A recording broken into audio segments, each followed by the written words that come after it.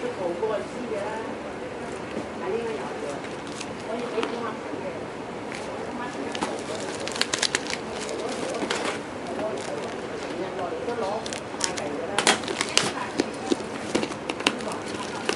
我今日都落咗，有，飲檸檬茶、雪糕，嗰啲係爸爸可能翻嚟啊，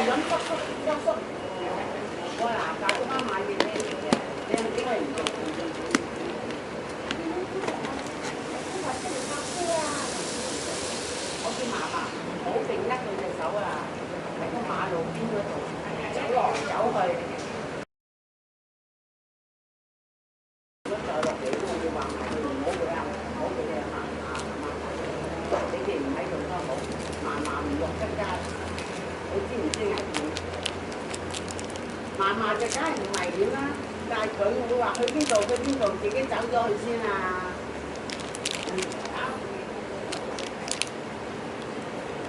話唔聽，大家都話唔聽。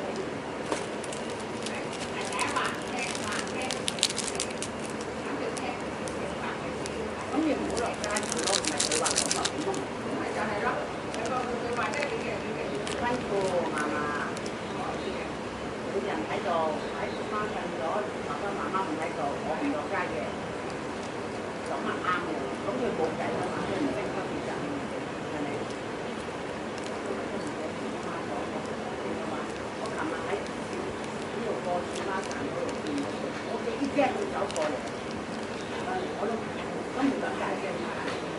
當我過埋馬路之後，因為我喺落嚟，佢嫲喺度頭，佢話整唔整？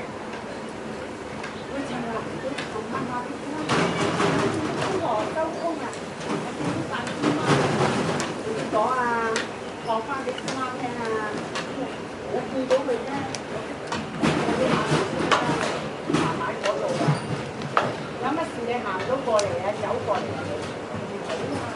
我做緊呢度玩，你攞去下邊嗰個公園，唔好落啦，翻上去啦，翻上去，你翻上去。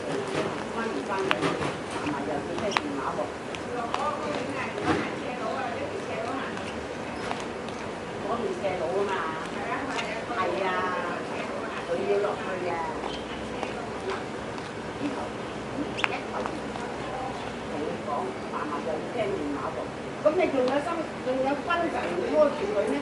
我喺度咋，你知道佢兩頭接㗎啦，媽咪講電話。